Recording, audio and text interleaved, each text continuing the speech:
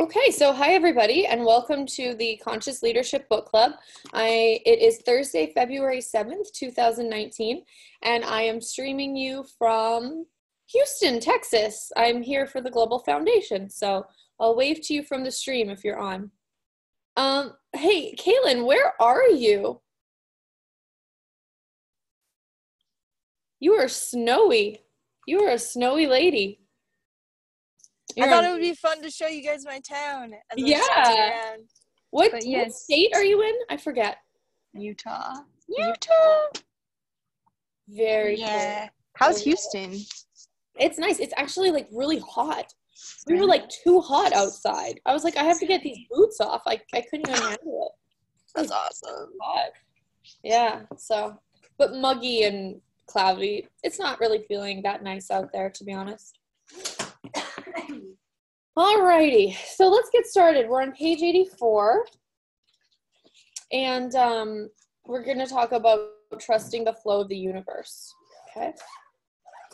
All right. So here we go. Trust the flow of the universe. Trusting in the flow of the universe is the process of recognizing that the universe is an infinite place that has no boundaries or limitations, and leaders can ask the consciousness of the universe to support them, to expand their awareness, and assist them to create the life that they choose for them. When leaders are able to trust in the flow of the universe, they can perceive abundance in all things within the universe. They invite all of life to come to them with ease, joy, and glory. Leaders can start the process by using the mantra of access. I allow the abundant universe to provide me with a multiplicity of opportunities, all designed to encompass and support my growth, my awareness, and my joyful expansion of life. To facilitate shifting of the energy, to allow the universe the opportunity to show us information that our minds cannot figure out. Beautiful, beautifully put. Beautifully put. I'll read it again in case you guys were already zoned out. I don't blame you if you were. I allow the abundant universe to provide me with a multiplicity of opportunities, all designed to encompass and support my growth, my awareness, and my joyful expression of life. And you guys all know where that comes from, the How to Become Money Workbook. So I love it. She's taking all these great bits of the money workbook and putting them in layman's terms. Well, if you can call this layman's. Smart layman.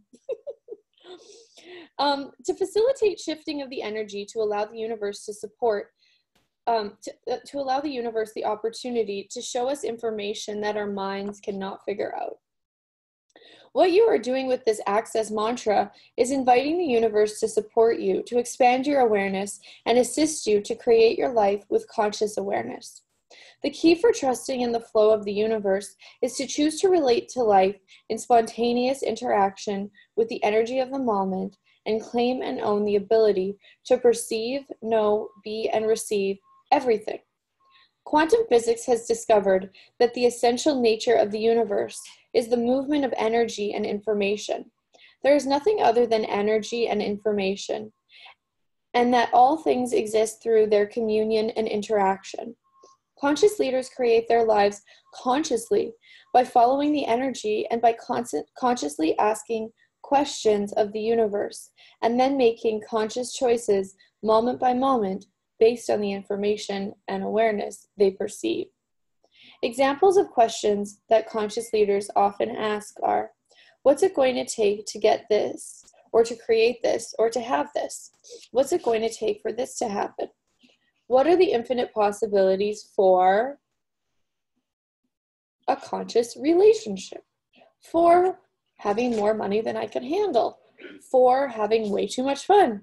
For facilitating the coolest class I've ever facilitated? For having the coolest day in my life so far? Any of those things you can put in there. They ask, how does it get better than this? And how can I facilitate the increase of oneness in everything that I do? Yeah. Whenever there is any part of a leader's life that isn't working the way they would like it to, conscious leaders ask, how did I create this? By asking this question, Leaders ask the universe to let them know exactly where they chose to deny that they know. Only through choosing to be unconscious do they create difficulties in their life. If leaders are truly being conscious, difficulties do not arise. When conscious leaders allow themselves to trust in the flow of the universe, they are empowered to know that they know, as they are able to connect with their inner source. They are not attached to convention and are always willing to take risks and destroy and uncreate old systems, structures, and routines for more expansive ones. It's fundamental to recognize that energy and information exist everywhere in nature. Instead of saying something is terribly wrong and judging it and themselves, ask, what is this energy? Or what do I know that I'm pretending not to know or denying that I know about ... Little gray box time. Key points. Conscious leaders are not attached to convention and are always willing to take risks and destroy and uncreate old systems, structures, and routines for more expansive ones. To follow the energy, you must give up control. When you are controlling, you are not present. And that's really something that I've been asking for in my life a lot lately, is to be totally out of control. And every night I'm running the clearing statement. What energy, space, and consciousness can I be to be out of control? Definition, limitation, form, structures, and significances, linearities, and concentricities for all eternity with total ease. And everything that doesn't allow that for you guys, will you destroy and uncreate it all? Right and wrong, good and bad, all nine, pot and pock, shorts, boys, and beyonds. And I'm noticing how much of an easier time I'm having without the control. Cool. Nicole is saying, so I am control and also out of control. Exactly. It's two types of control. So you have like this reality control and control from beyond this reality. And so when I'm running that clearing, I'm trying to take myself out of being like control in this reality is sort of like micromanagement, like micromanaging your life, making things important that aren't important, or trying to get people to do things that is not part of their point of view and isn't what they would do. Like stopping people from making their own choices. You know, I have a family, I have stepkids. So to be out of control with them is allowing them to choose whatever they're going to choose and never trying to get in the way of that. Even if sometimes it means that they fail and fall, it's like, I'm not going to control what they do. I'm going to let them live the way that they see fit to live. Even when it's tough for me, I have to pock and pod myself, but it creates so much greater. And then they go, wow, I really, like Gary always says, the parent that is the most needless of the kids is the one that the kids want to hang out with the most. So it's like they always want to hang out with me and be with me and talk to me because I let them be whoever they are, no matter what it looks like. And I support them in whatever they choose. And then control from beyond this reality is letting go of this reality's control and allowing yourself to control your life by asking for what you desire and allowing the universe to assist you into controlling what you would like to have into existence. So it's the same word, but it's two totally different realities. Does that make sense, Nicole? I'll keep reading, but you can. Oh, there you are. Hi. I can't hear you. Why can't I hear you? Can you hear me? Now I can hear you. Okay. It makes sense. My brain wishes it was two different words, but it makes sense. Yeah. Yeah, totally. I'll try to think of a better word for one of them. I'll work on it. Yeah.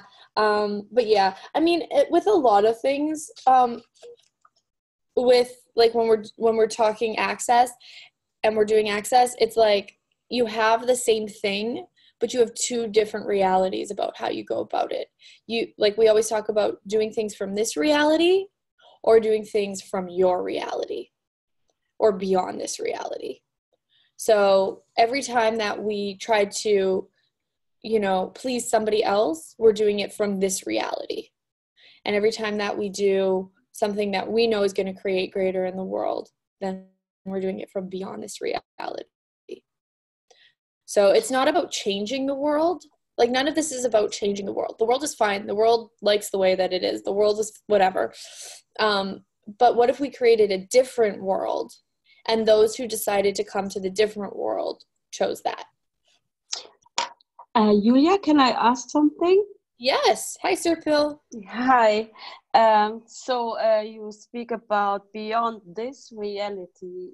Can you give an example what's meaning beyond this reality, of how you create beyond? Sure. I'll give you some examples. Okay. So I'll give you a few examples from my life. So creating beyond this reality is basically not buying into this reality's ideas about how you should live. And we it says in the money workbook, like, we're all living the same reality. Like, it's all this reality. It's different versions, but it's all the same idea that you can't have everything that you desire in this lifetime. So that's sort of like the common idea, and then there's different variations of that. Okay, so if you're going beyond this reality, you're creating what works for you.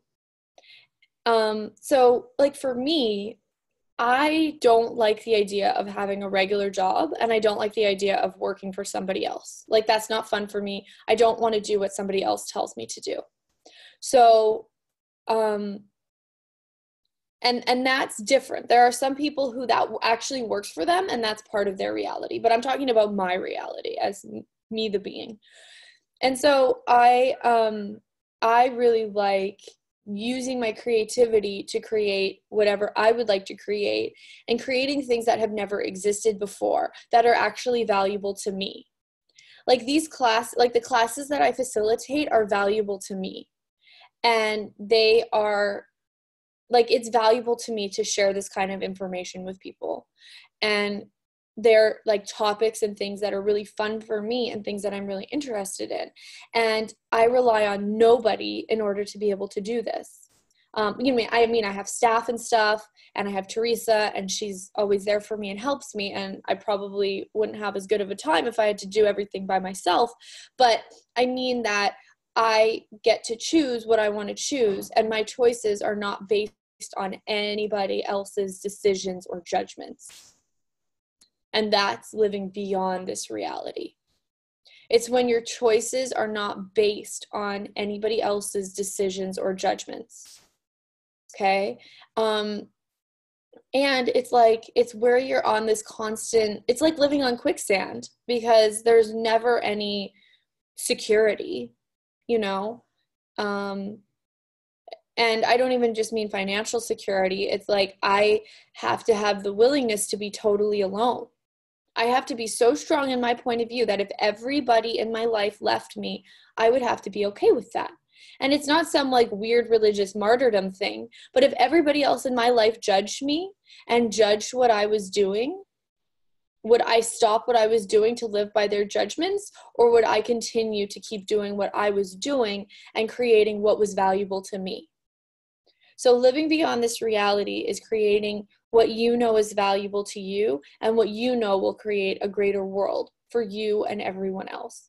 And the thing about this is, it's not about choosing against others. It's not about going, well, sorry, mom, like, I'm going to create this other thing and you're not included. It's always about including everybody else, but not choosing to buy into their judgments. Okay, it's a bit of a brain fart. I mean, a lot of these concepts, it's like your brain isn't designed to pick this up, because none of this stuff is a function of your mind. And, that's why so many people sleep through access classes. People just go to sleep. But they wake up and they're changed and they're different because they get the energy of it.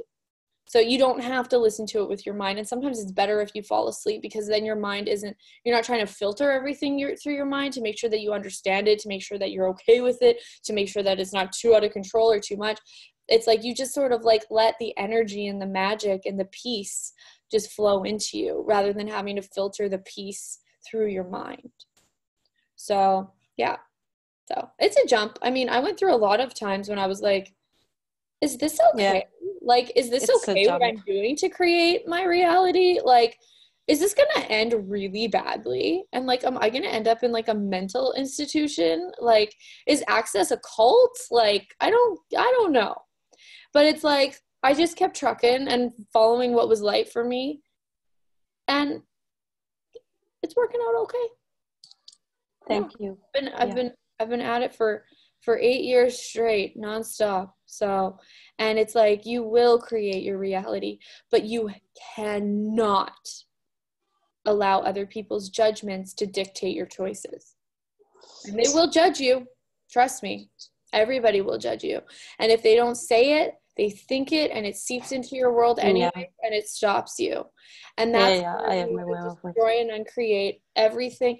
Every night before you go to bed, you can destroy and uncreate everything that has been projected at me and everything that has been expected at me.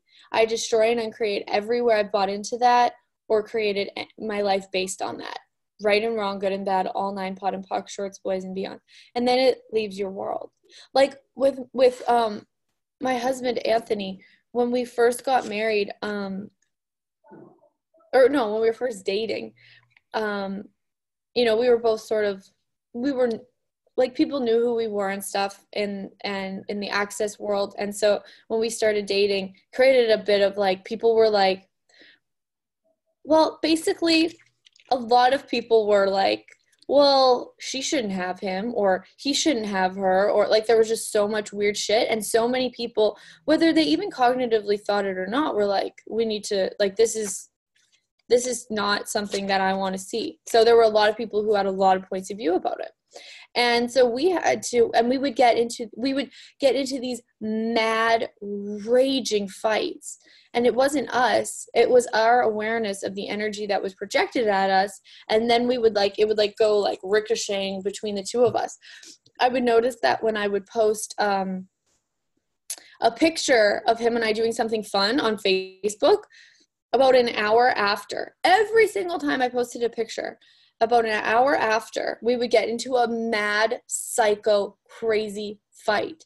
And then I started to notice a pattern, and I'm like, oh, people are noticing, and they're having all their projections and expectations about what that brings up in their world, and how everybody thinks that a relationship is more valuable than not having a relationship, which is crazy too. Everybody has a different reality. And we think that having a relationship makes us more valuable. It doesn't. It means nothing. It means you live with somebody and they contribute to your life. It doesn't mean anything more than that. And so it's like, you've got to look and go, okay, so what are people projecting at me?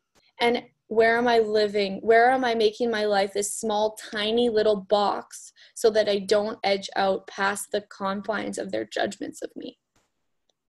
And most of this is unspoken. And that's why you have to really be diligent about what is seeping into your world just by energy. So it's really not that big of a deal. I'm getting a little bit intense about it, but it's really easy to solve. You just have to just be like, oh, okay, that's not me. So, but, because it's just like, this is not about doing anything any particular way. It's like about, what do you know? Like, really, what do you know that nobody else on the planet knows? Because like, we think that if we have an idea, somebody else has already had that idea out there. Or we think that if we have a particular point of view, that it's not worth bringing to the world. But everybody has that point of view, and then nobody brings anything to the world. Nobody creates beyond this reality. There are a few people, but even the most amazing, new, different inventions are still within this reality. And it's like, what joy, what possibility, and what difference are you the being that you haven't acknowledged? And as you be more of you, it's like your life will get easier and easier and easier. So anyways, back to the book. Little gray box time. Conscious leaders are not attached to the convention and are always willing to take risks and destroy and uncreate old systems, structures, and routines for more expansive ones. To follow the energy, you must give up control. When you are controlling, you are not present. And when they say you're not present, it means that you have an idea about how things should be rather than looking at what they are. So if you're not looking at what something is, you're like judging what something is, then you're not actually being present with what is. The key to trusting in the flow of the universe is to choose to relate to life in spontaneous interaction with the energy of the moment and claim and own the ability to perceive, know, be, and receive everything. Chapter 7, Conscious Leadership and Organizational Effectiveness. Consciousness is at the core of both personal and organizational growth and expansiveness. All leaders have the power to make an incredible difference. Okay? And where are you a leader already that you're not acknowledging? You know? Because this doesn't necessarily look the way it looks from this reality's point of view. Being a leader doesn't necessarily mean marching. It doesn't mean being Martin Luther King. It doesn't mean being Gandhi. It doesn't mean any of that stuff. It's like, what choices are you making already where you're actually leading? Like, what do you already know that is making the world greater? Okay, so like think about that. Like acknowledge what you already are. Because a lot of this isn't about like becoming more or becoming something. A lot of it is like acknowledging the things that you have right already. Sir Pill, did you have a question? Nope. Okay. So all leaders have the power to make an incredible difference.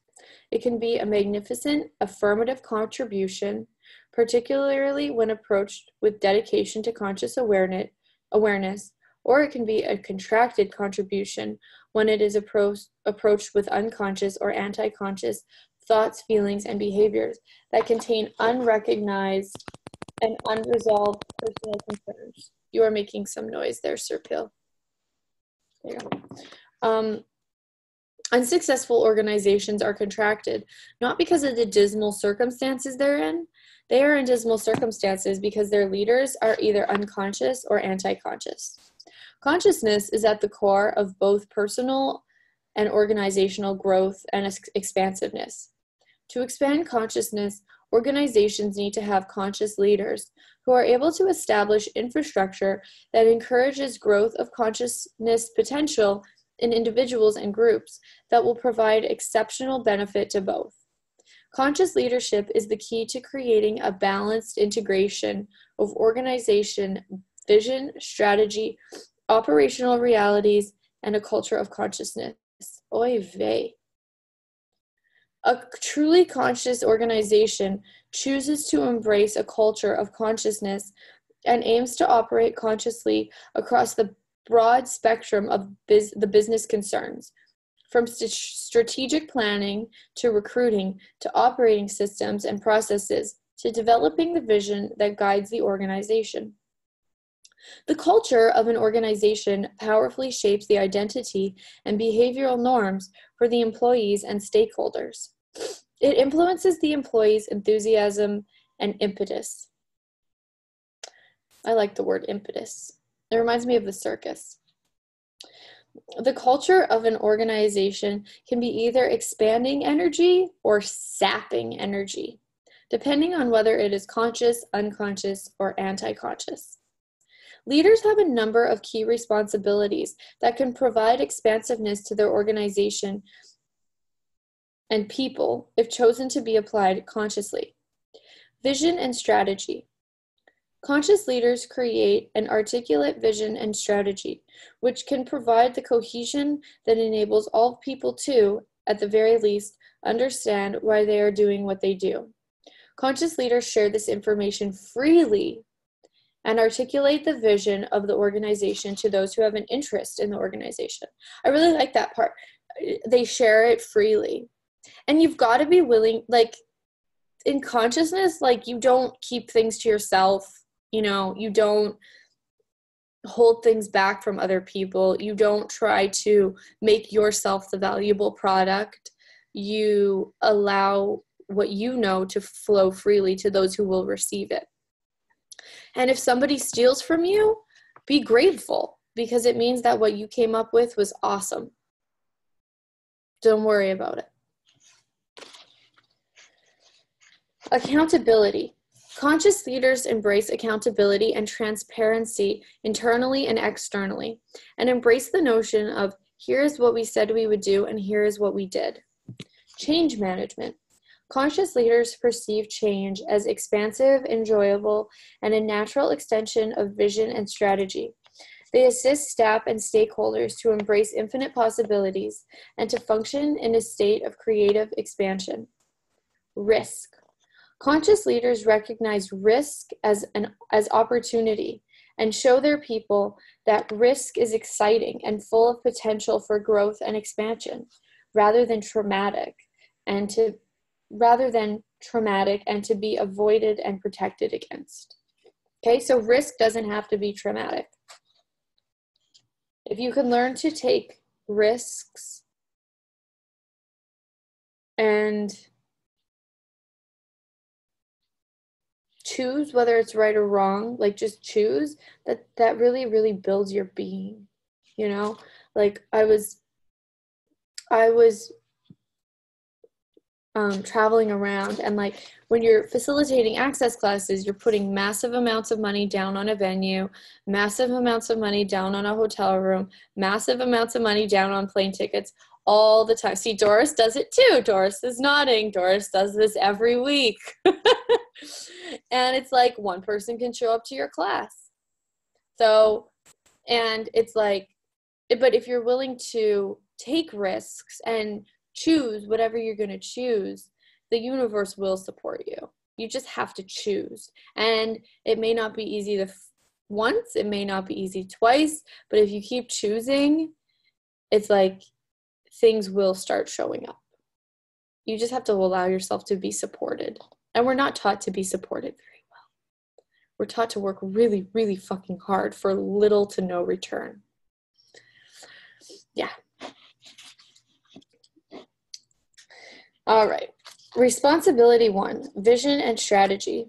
The conscious leader is the custodian of the values and vision of the organization, and as such, uses these as a major filter or guidepost for decision making, resource allocation, accountability, and communication, and to increase awareness of others about the reason for being of the organization. Leaders do not know what the vision is, or can repeat the words with no awareness or perception of the energy and intent behind the vision. So they're talking about like vision statements. A lot of vision statements are just bullshit. Nobody actually follows them. But like they'll keep talking about it. I'll let them talk about it. Many leaders do not know what the vision is. Oh, I said that. The conscious leader taps into the energy and intent of the vision statement and empowers people to assist in the expansiveness of themselves and the organization through striving to achieve the vision. Often the vision and mission statement are created through torturous form and structure processes that create the energy of, wow, glad that's over, but what does it mean? There are numerous explanations and definitions of what is true vision and true mission statement, which are inevitably misleading, but placing too much significance on the form and structure, or whether something is part of the vision or of the mission. It doesn't matter! Exclamation point, exclamation point. That's the first time I've seen 2 exclamation points in this book. So obviously they are quite passionate about vision statements. The conscious leader looks at the vision and/or mission statement and asks the question, what are the key intents behind this? The key intents are the manifestation of the energy created by the founders or the crafters of the statement.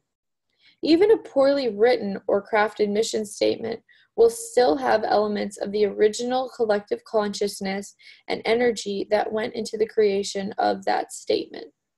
The conscious leader can identify this energy and put words to it that embrace the intent or the energy behind the creation of such a statement. This is much more expansive than the rote learning of the exact words.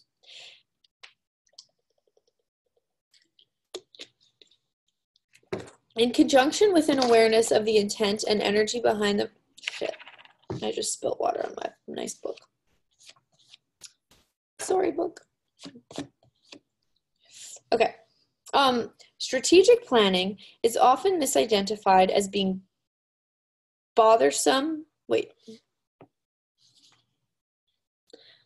Did I skip a paragraph, Doris? When in conjunction with awareness. Thank you. Yeah, pleasure.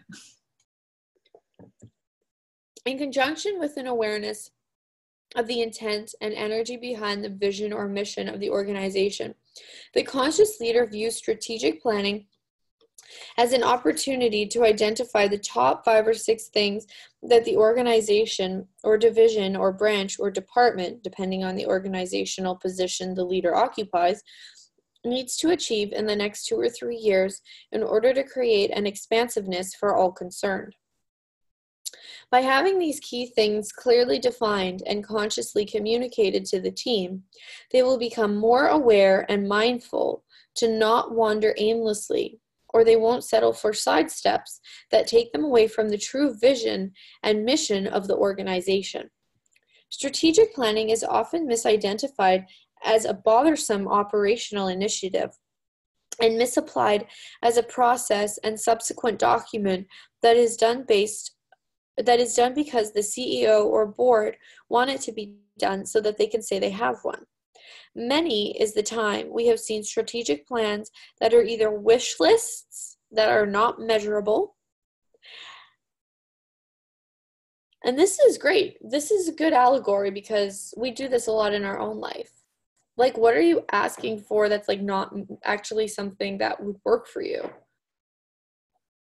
You know what I mean? You can ask for big things, but so much of what we ask for, we don't really want. And that's why it doesn't show up. We think we want it, but it might not create what would be truest for us as a being. So you can really take the mission statement idea and look at the energies that you have decided you would like in your life, and what of those are actually true for you and what aren't true for you. And that are reviewed annually or are developed and written over a 6-month period, by which time everyone is tired of the process and wanting nothing more than to bury it. The conscious leader regards the strategic plan as a guidepost for sharing information and vision, whilst remaining flexible based on relevant changes to the environment of the organization and the world. The form, structure, and significance of the strategic plan and the subsequent implementation that is found in so many organizations is supplanted by an awareness by the conscious leader of the forces that impact the organization, and the monitoring and perceptive awareness of what is going on around the organization. The more conscious rationale of the strategic plan is to establish a creative edge that will bring greater value and expansiveness for the organization and everyone concerned. So what if you were on the creative edge rather than the cutting edge? The conscious strategic plan qualities are, and we have 1, 2, 3, and 4.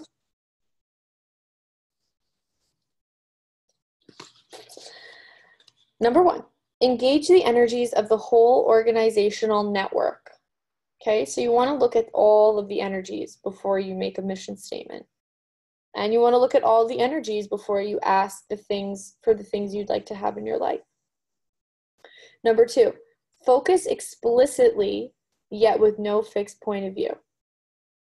Number 3, be alert, aware, and open. That is very kind of you, Caitlin. Thank you. Caitlin has written, I am pretty. Thank you, Caitlin. Be aware, alert, and open to infinite possibilities and new initiative. Number 4, embrace uncertainty whilst remaining focused on the core vision. The conscious leader ensures that the strategic plan is shared with all staff, and the vision or mission of the entity is used by all staff as the major filter for the programs of the organization. The board agenda, staff meeting agenda, and staff reports all reflect the strategic plan, and the annual report utilizes the strategic plan as its main format for reporting to constituents. All staff are allocated to components of the strategic plan, and their job descriptions change to reflect this impact. All staff have one or two key performance indicators that reflect the key elements of the strategic plan as part of their performance system. Conscious leaders also share information. They communicate the vision and values of the organization through written and spoken word and symbols, and through the energy they create. Greater creativity, trust, and openness is only unleashed when people perceive and receive the true vision and values of the organization. Conscious leaders develop a common language to explain and link strategy with execution. They focus on trust, creativity, intuition, innovation, freedom, flexibility, and generosity. They choose to create conditions for cohesion, community spirit, and mutual accountability.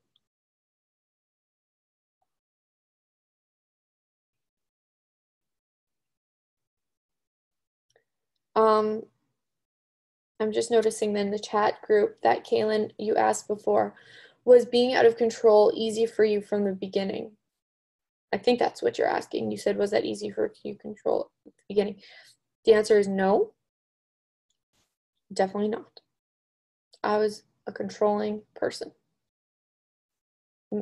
And maybe not on the surface, like people probably won't go, oh, she was really controlling. But I had to have everything perfect. I had to know that I was right. I didn't want to do anything wrong. And I had a lot of points of view, and still have some, about the way that things should be done.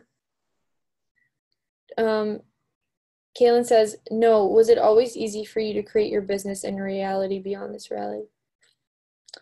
I just knew that I couldn't do anything in this reality, so I just didn't really have much choice, you know?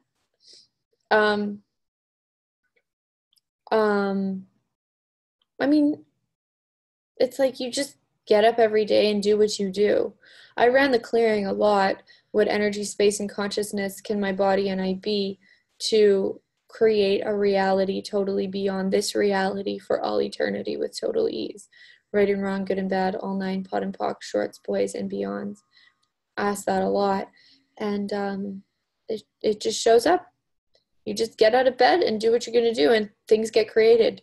And as you make choices that are what you would choose rather than based on other people's judgments and other people desiring for you to be small, you just keep going every day. And as you use the tools, it's like the magic that you get in return is like gobsmacking. Like, it's like humbling. Like, how can I actually have that, like, this lifetime? I did not think that that was going to happen, or that life was going to be this easy or great. And so, but it's just a choice, and it's just through the questions that you ask, the choices that you make, and what you choose every day. And you wrote the thing. So what energy, space, and consciousness can my body and I be to create a reality beyond this reality with total ease? And everything that brings up for you guys times a godzillion, will you destroy and uncreate it all? Right and wrong, good and bad, all nine, pot and pock, shorts, boys, and beyonds. Okay, cool. One of the fundamental impediments. Thank you so much. That's officially your job on this Zoom. Thank you. I really appreciate it. One of the fundamental impediments to successful strategic renewal. Let's look up impediments for those of you who English is a second language. I'm not even sure how to explain it at this particular point. Impediments. It's like a kind of a thing that you come across. It doesn't work. It's a hindrance. An impediment is a hindrance or obstruction in doing something. Okay? Or it could also be a defect in a person's speech, such as a lisp or a stammer. So it's sort of a drawback, an obstruction. Okay? That's an impediment. One of the fundamental impediments to successful strategic renewal is that many leaders tend to function unconsciously or anti-consciously about sharing information. These leaders tend to operate without open and clear communication lines. They often adopt a communication style that is rooted in the approach of smoke and mirrors. And that's why talking to most people is so boring, because they're not actually saying what's true. Like, they're just sort of talking in circles about their dog and about their family and about this person and this person. And none of it really has anything like true for you or like creative in it. And that's why it's so hard to listen to. And it's so easy to listen when there's creativity going on or somebody's actually speaking what's true for you as a being. So don't make yourself wrong if you find certain things boring. Just realize that's because it's not true for you as a being. It's not part of your reality. Conscious leaders will continuously ask themselves the following questions. What values are guiding my actions as a leader? What would it take for me to articulate a vision of the organization when things are unpredictable? What are the infinite possibilities for me to improve my ability to inspire others toward a common purpose? I'll repeat that one. What are the infinite possibilities for me to improve my ability to inspire others toward a common purpose? What would it take for me to create an environment that promotes innovation and risk? What would it take for me to build a cohesive and spirited team? What would it take for me to share power and information and still maintain accountability? What would it take for me to put more joy and celebration into our efforts? People listen to conscious leaders because they are providing an energy that is sincere, truthful, and resonates with the people listening. Yeah. And most people are not even talking with you, they're talking at you. They're just trying to make themselves be judged properly by you. They're not actually with you. And that's very difficult to listen to because they're not including you in the conversation. They're just conversing at you, towards you. Number two, responsibility number two, accountability. So wait, what was our first responsibility? Our first responsibility was vision and strategy. And our second responsibility is accountability. Leaders are given trust by the organization and the people who follow them. And this trust is created through the leader's accountability. This accountability is both external and internal to the organization. External accountability is shown by leaders through the way they communicate with shareholders, constituents, contractors, etc. The conscious leader knows that others take comfort when they know what the organization has planned to do and what it actually did, rather than how busy the organization has been. Yeah, it's easy to be busy. Doesn't mean you're getting things accomplished. The simple precept should be reflected in annual reports where the organization reports against, let's look up precept.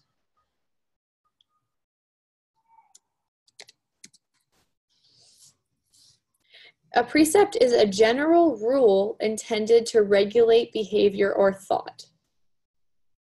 Okay? You could say children learn far more by example than by precept. So precept is an idea. It's a rule. It's more theoretical. The simple precept should be reflected in annual reports where the organization reports against what is said it would do, often the strategic or operational plan, and reports against achieving the vision of the organization. Internal accountability is created through evaluation processes for leaders and staff. Simply put, this is what we agreed we should be doing. Did we do it, and how well did we do it, and how well did we and others view this? These evaluations should be crafted around how expansive the person is for other people and the organization generally. Conscious leaders can develop evaluation systems that actually increase the awareness and consciousness of their people and help them break out of any fixed points of view and judgments. One form of accountability that is mostly misidentified and misapplied is the use of financial information as a measure. Cool. So they're going to start talking about how you don't want to measure your success by the amount of money you make, because if you are looking only at that, you will have all of the crazy psycho organizations that are out there today, creating nothing greater in people's lives, only doing things for the money. Money is only a measure of what you have planned to do versus what you actually did.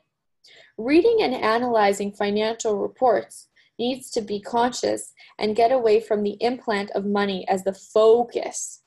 The focus is on what is driving the organization, which is measured in some cases, not all cases, by the use of dollars or euro or rupees or whatever you want. The key to consciously using financial reports is to identify the underlying reasons why things are happening. For example, when using the profit and loss statement, look for the reason for variance rather than focusing on the figures. With the balance sheet, look for the key ratios that tell you what the various relationships are. With the cash flow statement, look at the 3-month rolling cash flow so that if something is likely to happen, you know about it 2 or 3 months in advance, not after the event. Trust your intuition. If something doesn't feel right or feels heavy, ask for clarification and reasons, and be aware of any unconscious filtering by you or by the authors of the information. Okay? That's cool. I like that one. Because is like, what is business for? Business is like a creation. It's like a painting. It's not about money. It's about what do I want to paint in the world. So money is a side effect of it, and it helps run your life, but it's not why you do things. It's just a side effect of what you want to do with your artist's brush in the world. Responsibility 3, change management.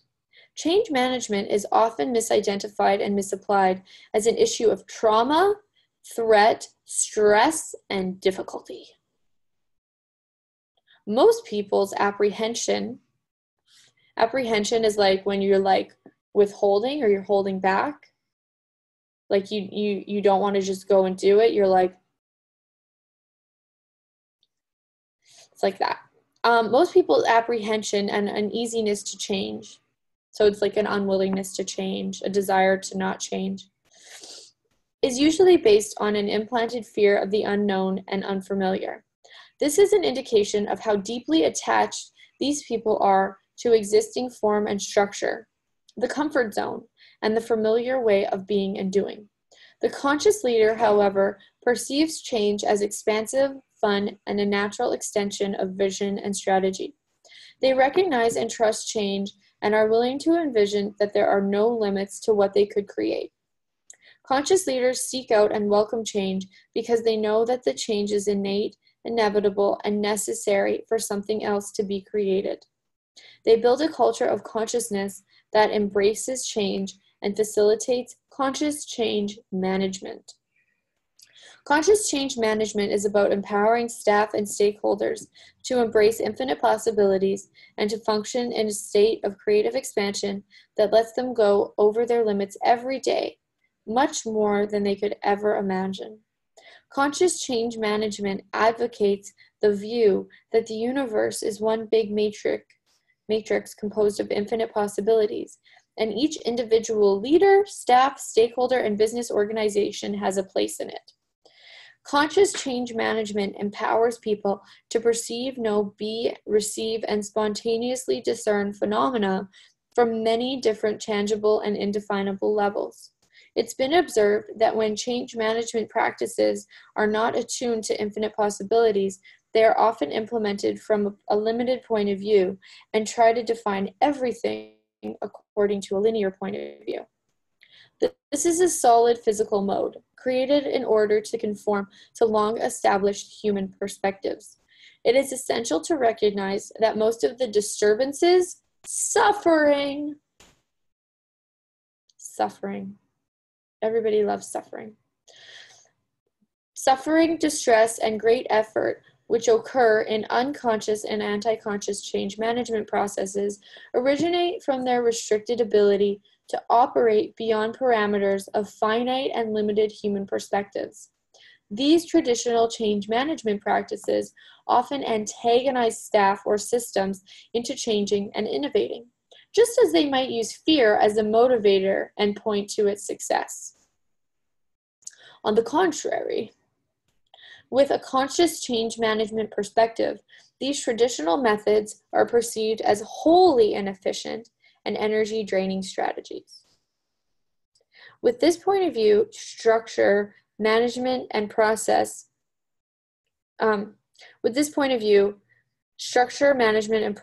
must be tailored accordingly in order to achieve the required alertness, responsiveness, velocity, creativity, and resourcefulness to act profitably upon the new change prospect. Y'all get that? Because I hardly do. I think we need to read it again. Bit of fright.